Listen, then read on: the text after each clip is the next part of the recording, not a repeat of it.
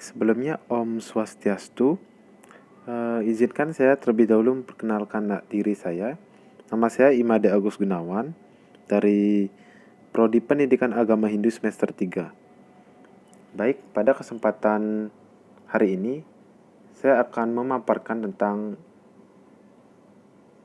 mata kuliah Psikologi Pendidikan dengan subbahasan yaitu yang pertama, latar belakang psikologi pendidikan.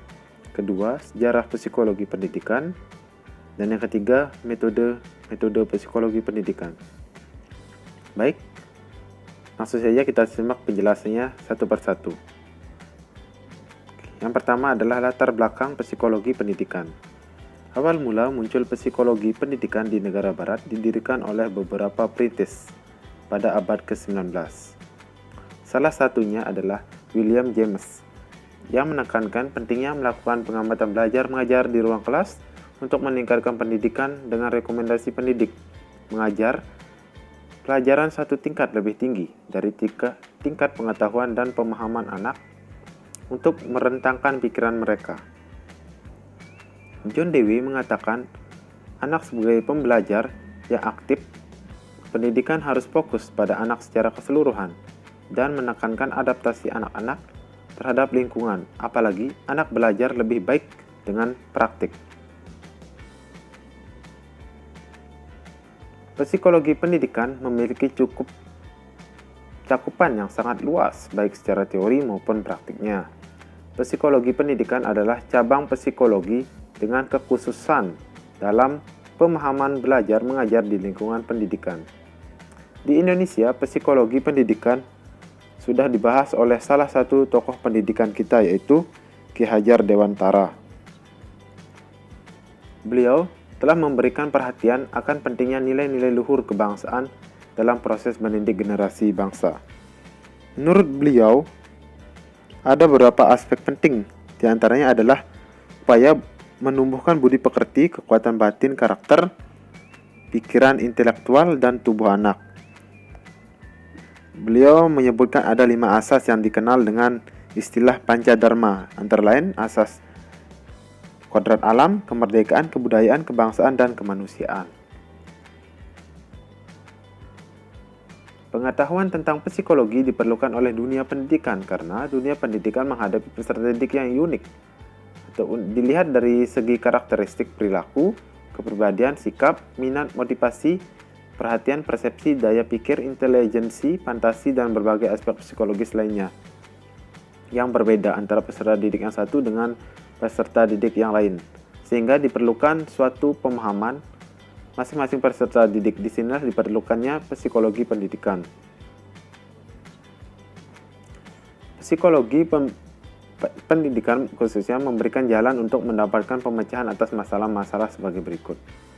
Yang pertama adalah perubahan yang terjadi pada anak didik selama dalam proses pendidikan. Yang kedua, pengaruh pembawaan dan lingkungan atas hasil belajar. Yang ketiga, teori dan proses belajar.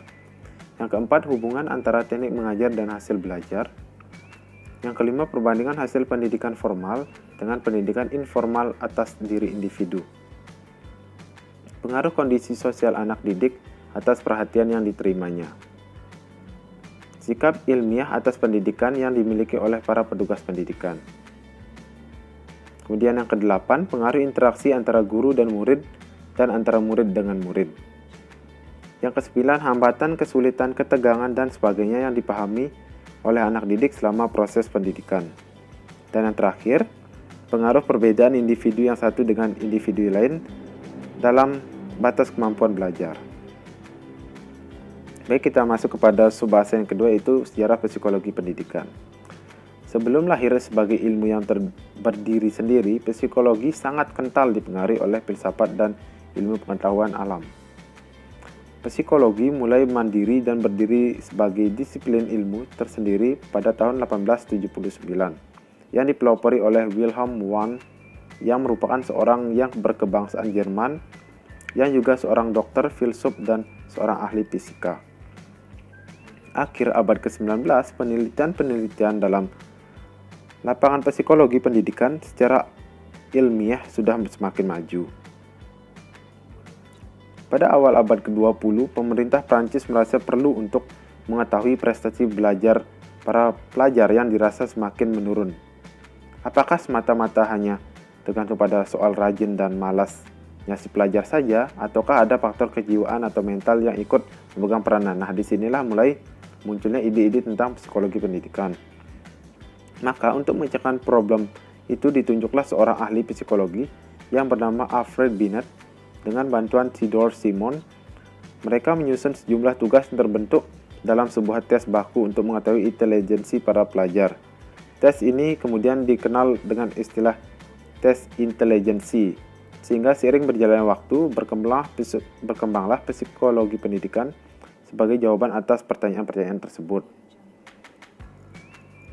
Kemudian berkembang ke seluruh dunia termasuk Indonesia dan mengalami kemajuan sampai saat ini. Nah, kemajuan psikologi pendidikan semakin pesat sejak abad ke-20 yang ditandai oleh adanya penelitian-penelitian psikologi yang memberikan dampak besar terhadap teori-teori dan praktek pendidikan. Mempelajari perilaku dan proses belajar dari sudut pandang yang berbeda yang banyak berpengaruh terhadap perkembangan teori dan praktik pendidikan. Nah, ini ada tokoh-tokoh sejarah perkembangan psikologi pendidikan.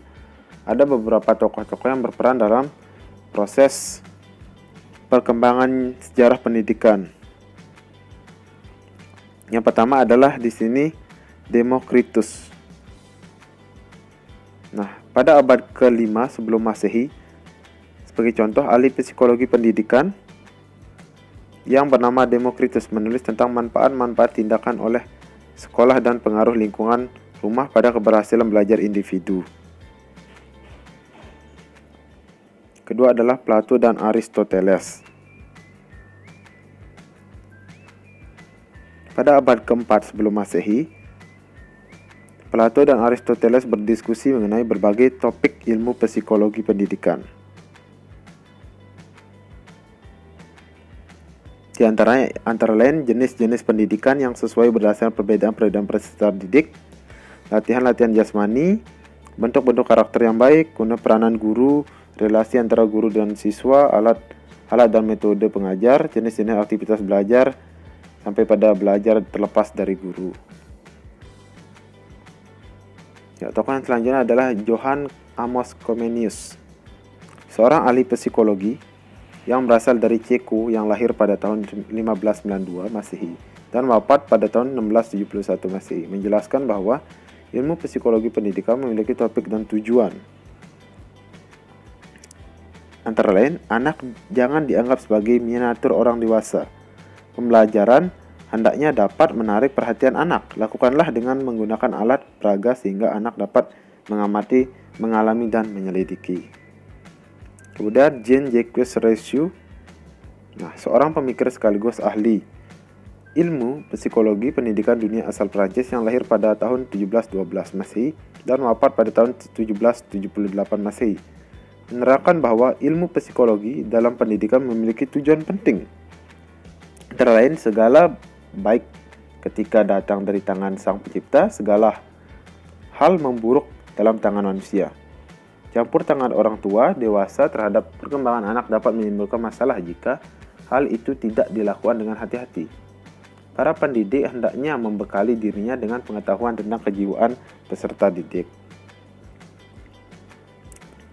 Yang selanjutnya adalah William James, seorang ahli ilmu psikologi pendidikan dunia asal New York yang lahir pada tahun 1842 dan wafat pada tahun 1910. Pada tahun 1890, William James menerbitkan buku pertama yang berjudul Principle of Psychology.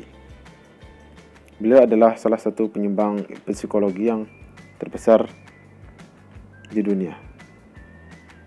Dalam diskusinya, dia membahas mengenai aplikasi psikologi pendidikan untuk mendidik anak. Dia menekankan pentingnya mempelajari proses belajar mengajar di kelas untuk meningkatkan mutu pendidikan yang terkandung di dalamnya. Banyak aspek dan teori ilmu psikologi yang dapat digunakan. Kita masuk pada subbahas yang ketiga, yaitu metode psikologi pendidikan. Ada beberapa metode yang biasa digunakan dalam psikologi pendidikan. Yang pertama adalah metode observasi, yaitu suatu cara dengan mengamati tingkah laku dan memperhatikannya secara psikis, kemudian mencatat adanya perilaku yang menyimpang atau berbeda. Metode observasi ini dibagi menjadi dua, yaitu metode observasi natural atau alami dan metode observasi terkontrol. Nah, observasi alamiah ini dilakukan secara alami, yaitu pencatatan dan perhatian difokuskan pada tingkah laku yang biasa ada tanpa dipengaruhi oleh faktor tambahan atau mengubah-ubah suasana yang direncanakan. Kemudian, observasi terkontrol yaitu bagaimana lingkungan dirubah atau dikondisikan sedemikian rupa untuk tujuan observasi dan berpengaruh pada hasil pengamatan yang diinginkan. Ada 3 ciri-ciri yang pada umumnya dalam metode observasi. Yang pertama yaitu bersifat objektif, kedua bersifat faktual, yang ketiga bersifat sistematik. Metode yang kedua yaitu tes atau metode seperti tugas.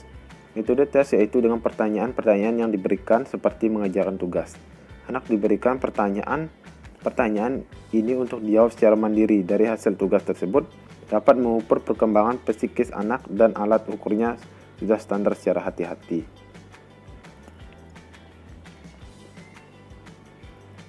Yang ketiga yaitu eksperimen. Dalam metode eksperimen ini, peneliti sengaja menimbulkan gerak atau pernyataan jiwa yang dijadikan rangsangan-rangsangan. Segala perilaku yang diamati kemudian dicatat dan didokumentasikan secara rinci. Peristiwa yang terjadi selama eksperimen berlangsung dapat diulangi di lain waktu bila diperlukan dan merupakan kelebihan dari metode ini. Kemudian yang selanjutnya, kuesioner atau angket. Metode kuesioner merupakan alat ukur atau suatu instrumen pengumpulan data. Bentuknya bisa berisi beberapa pertanyaan terkait apa yang ingin diketahui. Pertanyaan masing-masing dijawab oleh responden dengan mandiri dan sesuai dengan apa yang ada pada dirinya. Kemudian kuesioner ditelaah secara rinci dan diberikan scoring tertentu. Selanjutnya adalah studi kasus. Merupakan metode penyelidikan dalam psikologi pendidikan dengan mencari tahu latar belakang, ekonomi budaya, fisik, dan mental anak yang sedang diteliti. Metode ini mungkin memerlukan tenaga yang cukup besar karena menginginkan data yang akurat dan waktu yang bahkan sampai bertahun-tahun. Studi kasus lebih melihat dari banyak hal daripada unsur intrinsik dan ekstrinsik. Metode klinis merupakan metode psikologi pendidikan dengan cara mengamati sambil berbincang-bincang atau bertanya jawab dan bermain bersama. Sambil melakukan hal-hal tersebut atau interaksi, peneliti mengamati tingkah laku respon anak. Proyeksi yaitu metode psikologi pendidikan dengan cara mengambil data, yaitu memberikan gambar-gambar atau tulisan-tulisan berbentuk khas seperti sebuah permainan, lalu mempersilahkan responden untuk memberikan tanggapan, pengertian, atau menerjemahkannya masing-masing sebagai proyeksi perilaku. Metode introspeksi. Metode introspeksi yaitu penyelidikan yang dilakukan dengan sengaja memperhatikan proses kejiwaan anak dan juga perilaku yang dilakukan oleh anak itu sendiri. Arti kata introspeksi seperti yang kita ketahui yaitu intro ke dalam dan speksi melihat. Kemudian metode retrospeksi merupakan metode psikologi pendidikan dengan cara mempelajari perubahan yang terjadi atau pengalaman yang dimiliki individu di masa lampau. Hal yang ingin diketahui dan diteliti sudah terjadi di masa lampau, sehingga data-data pengamatan bisa melalui data-data tertulis. Metode ekstrospeksi yaitu kebalikan dari introspeksi, artinya melihat keluar, memiliki arti yaitu penyelidikan terhadap perubahan-perubahan kejiwaan orang lain. Metode penyelidikan ini menghasilkan dugaan-dugaan yang menghubungkan realitas fisik atau tingkah laku dalam keadaan psikis seseorang. Ya, mungkin itu saja penjelasan singkat dari materi psikologi pendidikan dengan 3 subbahasan. Untuk pemaparan yang lebih jelas mungkin bisa mencari sumber-sumber lainnya. Terima kasih atas waktu dan kesempatannya. Jika ada kata-kata yang lebih atau kurang, mohon dimaafkan. Matur suwun. Om Santi Santi Santi Om.